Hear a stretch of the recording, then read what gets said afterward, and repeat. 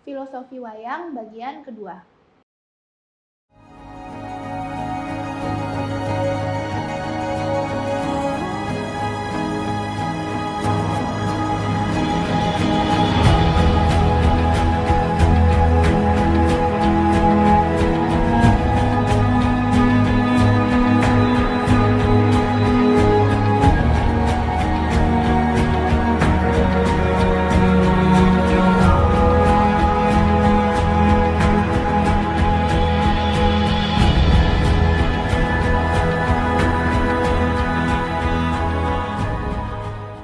Assalamualaikum.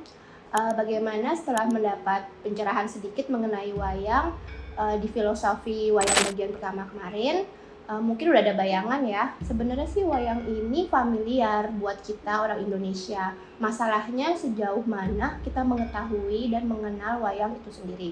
Kalau minggu lalu kita bahas karakter dasar wayang-wayang Punokawan, Simpingan. Nah, kali ini kita bahas dalangnya ya, dan juga jenis-jenis wayang yang populer di Indonesia. Wayang itu budaya, seni, keindahan, dan bahkan ada agama di dalamnya. Wayang itu komplit, ada banyak cerita yang mewakili kehidupan dan juga penghidupan. Seorang dalang harus menguasai banyak hal sebelum memainkan wayang-wayangnya. Dalang itu unsur penting dalam sebuah pertunjukan wayang. Katanya sih dulu dalang ini juga bisa sebagai penahan hujan atau pawang hujan pada saat pertunjukan wayang itu. Setelah itu ada niaga. Niaga itu dikenal sebagai pengrawit atau penabuh gamelan yang membantu dalang mengiringi pertunjukan wayang. Ada juga waranangga. Waranangga itu wanita pelantun tembang-tembang dalam pertunjukan wayang. Dalang adalah seorang sutradara, penulis lakon, narator, penata pentas, sekaligus pemain karakter. Seorang dalang harus bisa menguasai seni sastra untuk bisa menyiapkan cerita sekaligus bercerita. Seni rupa untuk bisa menggambar wayangnya dan juga seni musik untuk bisa menata lagu yang pas untuk pertunjukan wayangnya.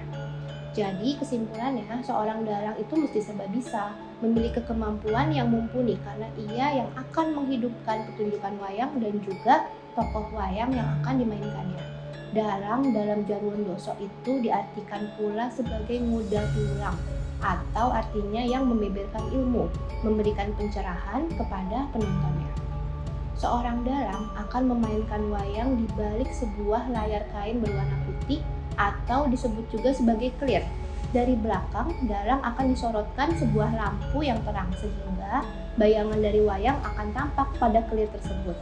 Dulu awalnya sebelum ada lampu sorot, pertunjukan wayang itu menggunakan lampu minyak sehingga semakin memperkuat suasana mistisnya. Tapi menurutku sih itu bukan mistis ya, tapi justru pertunjukannya terasa semakin syahdu. Nah, berarti bisa dibilang dalang ini adalah tokoh pemeran utama dalam sebuah pertunjukan wayang. Ada pada saat kita menonton pertunjukan wayang, kita akan merasa merinding. Nah, itu bukan karena merinding takut ya, tapi merinding karena ceritanya yang begitu hidup. Adalah peran vital sang dalang yang bukan hanya sekedar bercerita dan memainkan wayang-wayangnya, tapi bagaimana seorang dalang mampu menghidupkan roh daripada wayang-wayang tersebut sehingga menghidupkan cerita dan lakon yang dimainkan. Nah, sekarang kita mengenal jenis-jenis wayangnya ya. Yang pertama ada wayang kulit. Wayang kulit itu merupakan jenis wayang yang paling populer dan familiar di Indonesia, terutama di daerah Jawa Tengah dan Jawa Timur. Wayang kulit ini bentuknya pipih yang terbuat dari kulit kerbau atau kulit kambing. Di daerah Jawa dan Bali, pertunjukan wayang kulit biasanya mengkombinasikan cerita Hindu dengan cerita Buddha dan Islam. Yang kedua, wayang golek. Wayang golek menjadi jenis wayang kedua terpopuler di Indonesia. Wayang ini banyak ditemukan di daerah Jawa Barat dan terbuat dari kayu juga 3 dimensi. Cara pementasannya sedikit berbeda dari wayang kulit. Wayang golek dibawakan dalam bahasa Sunda dan ceritanya bersumber dari kitab Mahabharata dan Ramayana. Yang ketiga, wayang beber. Disebut wayang beber karena cara memainkannya adalah dengan membeberkan layar atau kertas yang berupa gambar. Wayang beber ini adalah wayang yang paling tua di Indonesia. Dibuat dari kulit lembu atau kain yang berbentuk lembaran tokoh-tokoh wayang. Yang keempat, wayang suket. Wayang ini berbentuk sederhana dan biasanya digunakan sebagai alat permainan atau penyampaian cerita untuk anak-anak di Jawa. Wayang ini terbuat dari rumput yang dililitkan, dijalin, dan dirangkai membentuk tokoh wayang. Karena dibuat dari rumput, biasanya wayang ini tidak awet lama. Yang terakhir, wayang orang. Wayang orang ini sampai sekarang terbilang cukup populer. Pertama kali dikenal sekitar abad ke-18. Kalau mau dijabarkan, masih banyak jenis-jenis wayang ini. Seperti wayang purwa, itu ada jenisnya lagi.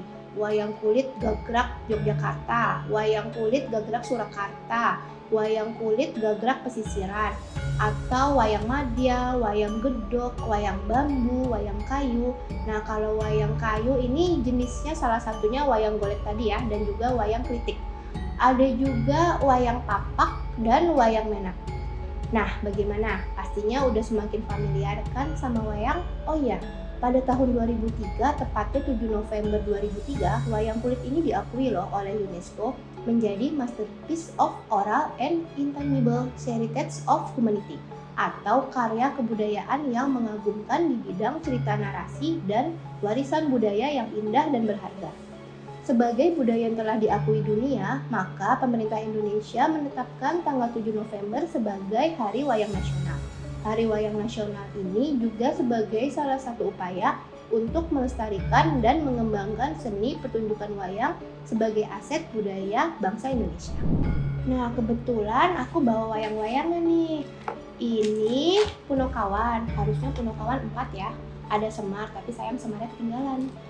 Ini si Bagong, sama-sama perutnya gendut sama kayak Semar. Ini si Petruk, Petruk tuh yang kurus tinggi langsing.